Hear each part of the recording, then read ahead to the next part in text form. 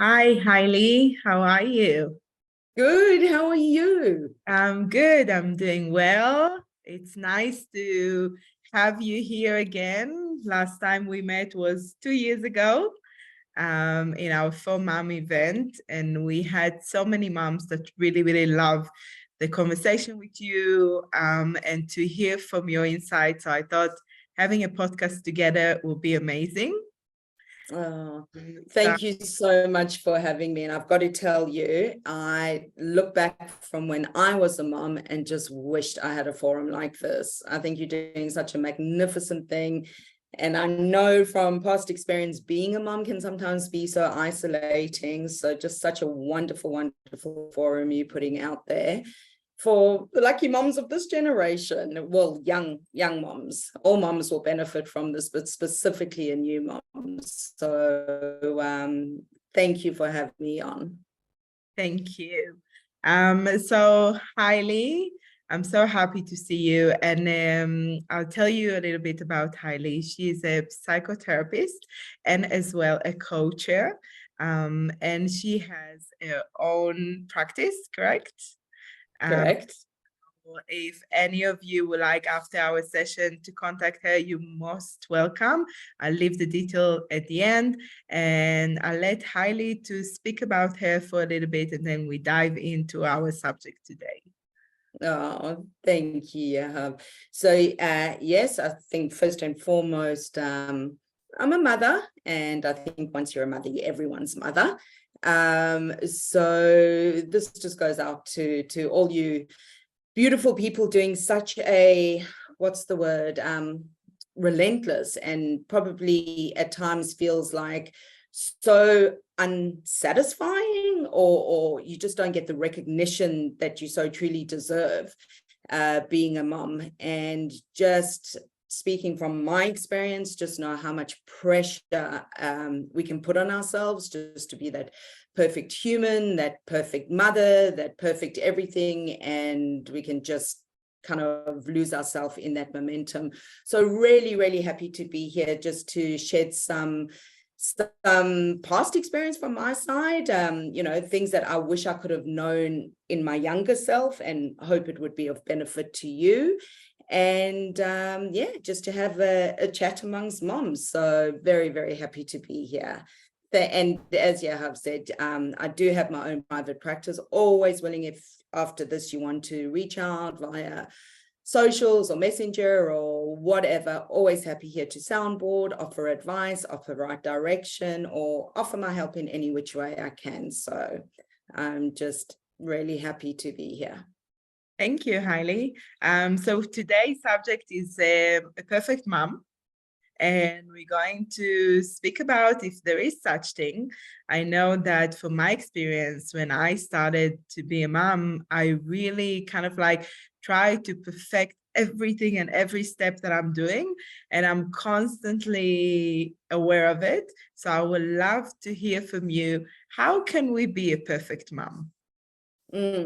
Well, first thing that comes to mind, and this is a story I've repeated often because this was a powerful, powerful moment in my life when I was a first-time mom. And I know sometimes it's a new life change and it can be very disconnecting. Being a mom, it can be isolating and lonely. And I remember so clearly going to join a mother's group, which in itself, in and of itself, is a beautiful thing. But what I found happening to me was I'd go to mother's group and I would leave crying every single time, like really, really distraught. And what was happening was that I was going to this mother's group and I'd have probably every food group on me at the time, look an absolute mess. My baby wasn't reaching the milestones. And I was looking at this group of all these other mothers that just looked perfect. They were dressed immaculately. They were cooking their babies gourmet meals. And I reckon all of them were Einstein. And it made me feel less than, and I'd walk away feeling more disconnected than connected, and it made me feel horrible about myself. And this went on and on and on for some weeks, and yet I'd keep going back like some sadist. But one day I got there. And this earth angel, absolute earth angel, absolutely lost it. She was part of the mothers group, part of the perfect that I had put in my head, and she just burst into tears and brought down everything that was going wrong for her, and everything, her husband and her weren't getting on, and the baby was doing this, and she was sleepless, and everything felt. And I remember actually exhaling. I remember breathing, and she gave me such a gift that day. She made me feel human. She made me feel normal. She made me breathe. And it was just the most wonderful. Her vulnerability in explaining what was going on for her gave me such a breath of fresh air. And for that, I'll never forget it. And that was the first time I really understood the power of vulnerability being your greatest strength. And then what happened, because she gave me permission, I started telling all my sobs. And then all the other so-called perfect Stepford wives unraveled and brought the realness to, and brought us from such a superficial mothers group to all trying to one-upman each other and pretending to be this and really disconnecting, brought us into such a close connection. We're still friends today, to the reality and the realness. So that was a huge, huge, huge, powerful moment for me to understand how vulnerability is probably not only a person, but a mother's greatest strength. And that's where I would begin the session. Yeah, and it's because as well, she was very honest and kind of like authentic. And she was true to herself and what's really going on in her life. Absolutely, just the real. And I know for me as a mom, as you've said, you want to be the perfect this and the perfect this and put on a certain facade and come across like this. And in the meantime, the disconnection is soul destroying. And Brene Brown, who's a wonderful, wonderful researcher who talks very, very strongly about this, she went and did a research on, what connection, she says, is fundamentally the main thing that everybody wants. Whoever you are, it's the fundamental human need. And she went on this search to do research between why some people are really connected and how some people aren't. And she wanted to understand what that variable was. So what she found was people that disconnect are going, there's either something about me that somebody won't like, so I'll put a cover up, or if somebody knows something about me, they won't like me and they pretend to be something else, not dissimilar to the story I'm saying at my first mothers group, pretending, putting this wall up, disconnecting. Whereas people that are really connected, in her research, what she found is that they meet themselves where they're at, not where they think they should be, not where they want to be, just where they're at. And they love themselves unconditionally for that. Not to say that they're going to slacken off and not have goals and not reach and aspire to be something, but they accept themselves and they see it from where it. And by doing that, they talk openly, like that earth angel I'm talking about, who just kind of put it all out there. You connect with people. You've got the realness. You connect with yourself and you connect with others. Whereas the disconnect comes from where I started, pretending, comparing, and that disconnected me from me and disconnected me from the group. So and especially with motherhood, it is, they say it takes a village to raise a child. It's at this time to be so, so, so important to be compassionate and kind and real, and just meet yourself where you're at and own it. And so that is a superpower. Yeah, and it sounds in a way like you're talking about knowing your values. So really understanding who you are and what's important for you in order to communicate yourself, like the things that you prioritize, the things that you believe in. And it's helping you as well as a mother, because then, like you're saying, you're not living in a false personality or not living your real self, which is amazing. Oh, so true. And you've just reminded me of something. Like, I remember wanting to be this altruistic mother, like everything's for my children. Like, I actually remember being that mother that, like, no, I'm staying at home. Like, this time is dedicated to my children. So I'd be that person that, friends that were going back to work, it's like, yeah, well, I'm at home anyway. I'll look after your child. Someone wanted to go to exercise. I was like, yeah, well, I'm at home anyway. So I landed up taking on everyone's children for a moment in time, of acknowledging and appreciating that I'm needed, or I'm likable, or I'm something. Yeah. But then it got to a stage where I started getting really resentful and going, because when you give too much, aid becomes an expectation. And then on the one day I couldn't do it, the back flap that came back from that was like, what do you mean you can't do it? I'm like, what? I'm doing you the favor type thing. And what I learned really, really, really late is that you actually got to be selfish to be selfless. I really understand that. I could never understand it. I think I was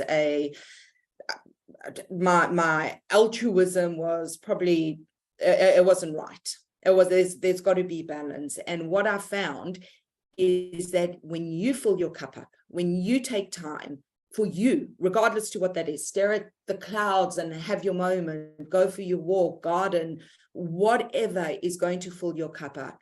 It's not a luxury, it's an absolute necessity to make time for that. And I would put it in the diary as if you're going to a doctor's appointment or a work appointment. You have to make time for yourself, because then you show up to the world and to your kids a different person. Yes, and that's something that I started to do as well. So I always have in my diary 2 colors. I have the color for me, and then it's very like, the color usually that I like, and I'm putting it out there as like a meeting with myself. And I have the color with the other things that I'm doing, work, kids, whatever it is, appointments, everything else is going to that bucket. And when I'm not giving myself the time during the week, I'm feeling exactly what you said. I'm feeling like my cup is just overflowing. I'm becoming very overwhelmed, very resentful, very like anxious. And, so many things are going out from you that they wouldn't happen if I give myself the time. We weren't brought up this way, right? Correct. As mothers, we've got to give to our children, and we've got to be the perfect husband, wife, and we've got to be the perfect friend and sister, and blah, blah, blah. And we're giving and giving and giving. And there comes a stage when you cannot pour from that empty. If you've got nothing to give, you've got nothing to offer. Right. You can't do it. So like, so many people battle, especially mothers. No, I've got to do this for the child, and I'm running here and I'm doing this. I've got to make this happen, blah, blah, blah. And they feel selfish by taking time out. And if there's nothing else you take from this podcast, take this. You have to be selfish to be selfless. Imperative, no other way. And make time for yourself to do whatever it is that makes you happy. That's got nothing to do with anything but you. And then everything else just flows so much easier from that. So I actually want to share with you and with all the mom out there that's watching some 8 rules of perfect motherhood that been identified by Professor Andrea O'Reilly, which is a world-leading maternal scholar. And what she's saying is this: 1, children can only be properly cared for by their biological mother. I have to say that sometimes when I'm letting other people help me with my children, I'm always having this thought of, how can I let someone else taking care of my kids? Why I can't do it? And all these thoughts that come into my mind. But there are sometimes as mother that I just can't cope. And for me to get to that point that I'm happy and I'm feeling complete when someone else is helping me with my kids is amazing. And I'm encouraging all moms out there, when you can't cope, please seek for help. Please find those people that can help you and delegate, give someone else. the power. 100%. Um, And that's such a good thing. I've just got to say that, because sometimes we push so past the thing and our child is feeling our energy, and children do what they see, not what they told, and they work from that energetic basis of what they feel. So much more important to actually, it takes courage. It's a lot stronger to put your hand up and say, I need help, or to delegate, or to move, than it does spiraling down and not having it to give. And you just build that terrible feedback loop. The child feels it, you feel it, you just both go down. So I totally acknowledge and love that advice. Correct. And the second thing is, she's saying that mothering must be provided 24/7. And I have to say that bringing my husband to take care of the kids as well, when I can't do it, is really helping to balance out the things and balance out our relationship, because he feels part of what we're doing. And as well, I feel like I have someone to lean on, like I have someone that's really working with me together. So I think, don't try to be that, super mom. If you need the night sleep and the 1-2 hours extra, then tell your husband to take care of the child for that time. Really try and give them the benefit of the doubt that they can do it. They can make it happen too.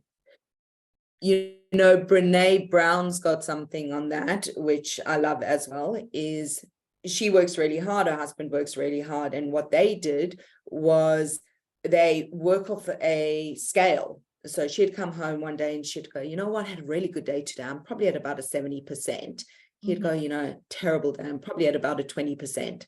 So they check in with each other where they are. And the person that's sitting higher on the scale go, you know what, you go take your bath. I've got this today. And then it flips the other day, but they always check in as to where the other person is. And, they're both sitting at 20, then they both reach each other with that same level of compassion. And I just think that's just such a beautiful check-in to balance that equilibrium in that 24/7 job that doesn't end, but whoever's at that little bit stronger to take it. Correct. And I fully agree. And my husband and I learned to do it just naturally. And it really helped the relationship as well. Because all of a sudden, you feel like you're really working as a team. Yeah. So the third thing she's saying is that mothers must always put their children's needs before their own. I have to say that all of my pregnancies are pretty hard at the beginning, and I have all this vomiting and nausea at the beginning. And when I try to be that super mom and take care of my kids while vomiting and, on the way, then I really felt like I'm not coping. And when I started to put my needs first and say, okay, I'm not coping, I need to take care of myself now, then my children felt much better. And as well, the household and everything that happened felt much better. And like things was just, working in a different way. It was kind of like this beautiful flow instead of me not managing and everyone not managing with me. Absolutely. Speaking to that, what I'm hearing on that front is, like I was saying before, children do what they see, not what they're told. And what you're modeling there for a child to see is, I'm worthy. Because so often, with our best intentions of trying to be this altruistic mother that just does, the message you're sending to your child is that you've got to always be give, and you're not part of the equation. But by modeling that I'm part of the equation too, I'm not a narcissist, but I am playing fair ground. It is the most wonderful thing that children can model. When they get to a situation and they need time out, they can have compassion for themselves. They can step and just so blessed that they've got you to model that kind of that kind of self-love. It's beautiful. Yeah, and it took me a while to get to that point because I was brought up by a super mom, I have to say. And even today, she's like a super mom. She's always taking care of others. But now, when she's in her 70s, she started to take care of herself. And each time she's doing it, me as her child, kind of like cheering up to her and saying, "You go, like, you go, mom, you do it." Absolutely. Oh, Um, that's so beautiful. and I think it's really important to get out of that super mom, myth. So the next thing she said, which I actually, I strongly disagree with in some aspects, is that we must turn to the experts for instructions. And I found that, when you're looking at your children, like you said, with the milestones and everything, and everyone wants your child to reach the milestones and tick all the boxes and etc. And they all so different. Like my first child took a longer time to grow. My second one was very fast. Each one of them was in their unique kind of like way. And I think it's very important to find the time as a mother when you really listening to yourself. When do you need to go and seek some expert advice? And when you figure it out, because I believe that sometimes we have the ability to do it as well. Oh, 100%. And sometimes with the best advice, it's seen, as you've so beautifully put, it's just blanketed like a one size fits all. Whereas a mother can see the strengths, can see the limitations, can work with them. Of course, duty of care if something's more significant and needs immediate attention. But I do believe that there are too many schools of thoughts. One says this, one says that, one says this. And the best thing my midwife ever said to me when I had my first baby, which I think was the most wonderful, wonderful thing, she said, Hayley, pick one person, whether it's a person or a book or one form of reference to get your messages from. Because otherwise, I'm telling you, you will leave from here. This person will say, sleep on your back. This one will say, sleep on your side. This one will say, sleep on your front. This one will say, eat this, don't eat this. She said, it will drive you mad with too much. Choose one point of reference and stick to that. And that, I have to say, was probably one of the best advice I could have ever gotten. So I did get everybody's well wishes and, meaning well in telling me I should or should, but I blinkered and stuck with a reputable source that I trusted and just carried on that way. So totally agree. Too much information can do your head in. Correct. And then all the guilt and everything is starting to, come and creep in our mind. And it's just this loop that you're not going out of. Yeah.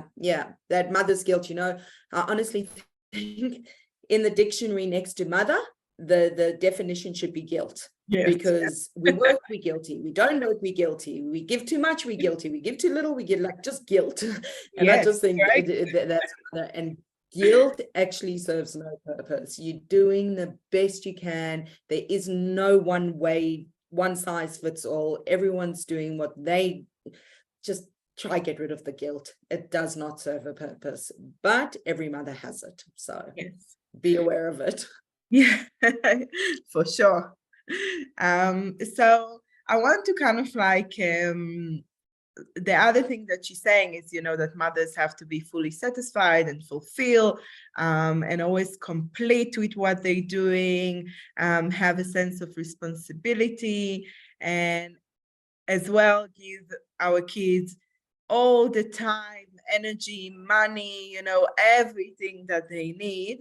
And I think that all of those things are kind of like really what we need to find is embracing that mothers can be just good enough. you know, we're doing whatever we can, and we are all human. And I think that whatever we can do in our, own abilities, I'll say, it's just good enough. It will be good enough for our kids. And I couldn't agree. There is no right or wrong. Like, honestly, I don't believe there's a right or wrong. And what I can say is sometimes in therapy, I can like work with a kid that's come from some adversity, whatever it is. And this now kind of grown up child is amazing. And they've learned and kind of grown through what they've gone through and have made sense and doing amazing. And on the other hand, a child that has had the perfect upbringing, like silver spoon in their mouth, everything perfect, sometimes doesn't have the resilience to deal with life when it happens at an older age. right. So what I'm trying to say, wherever you are, whether you are going through maybe marriage breakups or financial issues, or I don't know, life happens to all of us. Don't get into the mentality of, oh my gosh, I'm ruining my kid from this.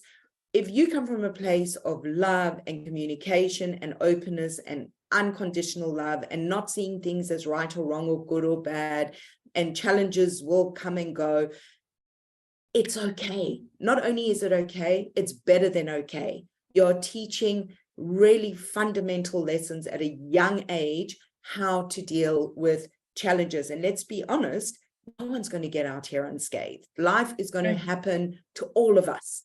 So I know with the best intentions, like some of my clients that have come from that just picture perfect upbringing, it's sometimes not the best thing, and adversely has wrong intention the parent was trying, because this kid actually has no resilience and needs to learn it at a much older age. So back to your point, you're doing the best you can. As long as you come from a place of respect, you come from a place of unconditional love, none of that matters. Doesn't matter if your child's not doing Chinese and is number one in the cricket game, and none of that matters. It all comes down to unconditional love. You're actually leading me to something that I always thought about, is we are living in such an imperfect world, right? And everything out there is so unfamiliar and so different than this bubble that we bring our kids in. And all I'm thinking about as a mom is, what are the values? What do I want to teach them to go out to this world and deal with what what they will face? Because at the end of the day, they need to build that resilience, like you said, that will help them to deal with the world. And they're not going to always be in my house or, next to me. So they need to get those tools. And as well, when we're looking about, instead of looking at what my child achieved at the end of the day, I'm looking at the way and the path that he took in order to get to that accomplishment. And if he achieved it or not, for me, it's not that important as what was the path, what was the way, how did he do it in order to get there. That's so true. The end result never matters. Correct. It's the person we become in pursuit of that path, and the end result doesn't actually matter. It's teaching those skills, those growth mindsets, those resilience, that's how to cope with disappointment, how to be empathetic to other people, how to be kind and unconditional with yourself. It's all those tools that you become the product. It doesn't actually matter what you do, and it doesn't matter what life throws at you. It's the way the child chooses to respond. So with that kind of value system, and bless your children, they are lucky. Thank you. So I think it's, in a way, really finding what is a success for you and for them, and teaching them to look at life differently, in a different perspective. And if we can give our moms today like 4 tips of what to do in order to, I'll say, beat those thoughts or when a thought of a perfect mom coming, like I know I sometimes have a thought of, if I'm losing it at my kids, then I'm feeling really bad afterward. Or if I can't cope, then I'm always feeling guilty. So what can we do in order to kind of like overcome it? Do you have any like tools or things that you suggest to our moms? Yeah, I think first and foremost is, I think from your last thing about breathing, I definitely think when you feel the trigger point of overwhelm, breath is such a wonderful tool that calms the rapid thoughts in your head and puts space between your reaction, calms you down so that you can respond. So if you can catch yourself, definitely just put that space, take a deep breath in, hold for 4, breathe out for 4, do that 4 times, or whatever breath. Breathe in, count to 10, does not really make a difference in the sense that just put space. Viktor Frankl, who was a Holocaust survivor, said the most amazing thing. He said, between stimulus and response, there's this tiny little space. This is your freedom, this is your choice. So we can either come from our 5-year-old reactive place, or we can stop, breathe, and choose to respond. And responsibility, which we have a lot of as parents and as a mother, it's our ability to respond. So breath, number 1, super important. I think number 2 is trying to build that self-love, because as I say, kids will feed off energetically and be modeled.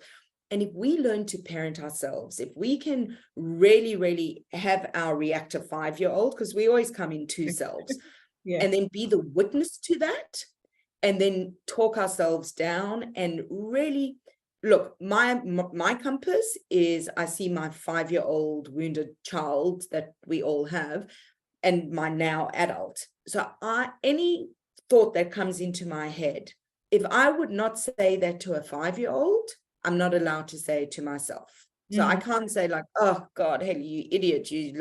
Would I say that to a 5-year-old? Or would I say, oh, look, nobody likes you. Like everybody's doing everything better than you. Like you're just I wouldn't do that. I'd be a lot more compassionate. And the more you do it, the more you become it. And when there's no enemy within, when you're so kind and so beautiful and treat yourself with that compassion of a 5-year-old, when there's no enemy within, nothing on the out can do you harm. So I think that is a mother's superpower. So unconditional self-love. I think judgment for me was a big thing. Are they super moms? Are they super this? Whether judging good or negative, because I know a lot of people think it's okay to judge well, but not negatively. But it's great to emulate someone's strengths and go, oh yeah, like that's amazing. Like I'd like to, but not from a place of envy or making yourself feel less than. You can aspire to be like a certain person, but from a place of growth, not envy. But a lot of the times with judgment, whether good or bad, what I find, so say I'm judging some kid's behavior or some mother's mothering skills, I'll stop, or anything for that matter, and I'll say, no, let me think of 3 good things about this person. If I'm judging myself, I catch myself and say, stop, let me say 3 good things about me. And the more you do that, the more you change in your neuro pathway to come from a curious place as opposed to a judgmental place. And I think judgment and comparison really paralyzes us, and it's not a good thing. Number 4, I'd say is, and in no specific order, by the way, I'm just, is the vulnerability, to meet yourself where you're at, not where you think you should be, not where you want to be, and to own that. Own where you are at that moment. It doesn't define you, it makes you real, it makes you human. Like look at any movie, you never want that perfect person, they're always boring and irritating. You want that goofy one that looks like a goose and is going through their character, like be that, be real, be experienced. And vulnerability is just a beautiful thing for yourself and a gift you offer to everybody else. And then the last thing is just be present. When we're caught in future forwarding, we're bringing on anxiety. When Yeah. we catch ourselves ruminating about the past, we're stuck in depression. And sounding cliche and Kung Fu Panda is in itself a present. It's a gift. Utilize it. I agree. Tap into your senses. Be present. Know the smells, the feels, and I think, as I was saying to you some time ago off air, was when they do Bonnie Ware, beautiful author who did research, did for people that were terminally ill at their end, they weren't remembering the big things. They weren't remembering these big functions or parties or graduate. They remembered the small details that we all so often just ride over. So the smell of the coffee, or the smell, or the way those little things that we are so busy trying to reach the big things that don't even matter, we miss out. Bring it back, be present, tap into your senses for that. And I think just be able to have a sense of humor, laugh at the absurdity of life. It's not that serious. That serious. It's actually a beautiful story you'll be able to tell in years from now at the dinner table. So just make the most of it. Don't make yourself too serious. And then, of course, I've got this beautiful, which I don't know, I can send it to you. It's the Wholehearted Parenting Manifesto by Brene Brown, that I haven't stopped harping on about, which I think should be stuck on every parent's fridge. It's so beautiful. It's so real. It's so wholehearted. And I think if anybody listening wants to download this and stick it on their fridge, would give them so much comfort, so much guidance, and a great resource to go back to. Amazing. I would love to share it with our moms, and to have it as a resource for them, as a guidance as well, and something to refer to. And I have to add to what you just said, that some of the things that helps me as well is some mantras and positive thoughts. It's always when I'm getting to those situations, so important. I just can't deal. I'm repeating, it can be like one word, it can be a sentence, and I'm just repeating it to myself, and it's helping me to go back to the present and back to myself. And I completely agree with, everything you just said, from the breath, the self-care, the judgment, the humor side of things, the vulnerability, and be you, just be authentic to yourself. And really listen within to what is the mom you want to be. Set up your values, decide what you want to stick to, and be really, true to yourself, I think. And as well.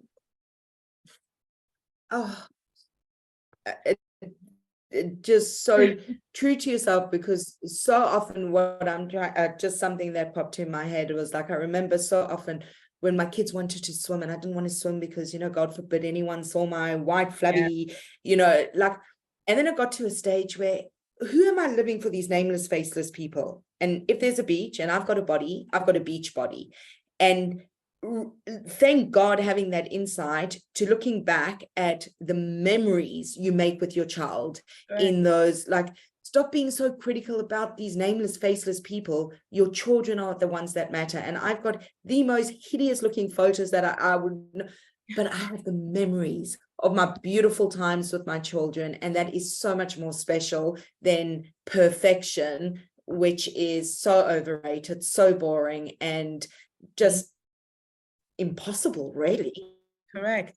So I think what we want to say to all of the moms out there is embrace your imperfection. We want to share with you a secret that perfect mom, she doesn't exist. There isn't such thing as a perfect mom. And you are perfect as you are. Even if you have full of your hair is not organized and your body doesn't look perfect, and you walk up and you just feel like going outside with the track pantsuit or whatever you're wearing, just be you. When you be you, you can put the biggest smile on your face. You be the perfect person for your kids, because for them, you are perfect just the way you are. Doesn't matter what other think you're supposed to be, just really be true to yourself. And you see the world around you will change. So I want to say to you, Hayley, thank you so much for today. It was a beautiful time again to have you here. And I'm really honored to host you in our podcast. And to all of the moms out there, I really hope this helped you. I will share everything that Hayley spoke about in our Instagram and Facebook page, and her details as well, if any of you want to contact her. And for us, we're going to have more podcasts next week on Monday. And remember to be authentic, true, and be yourself.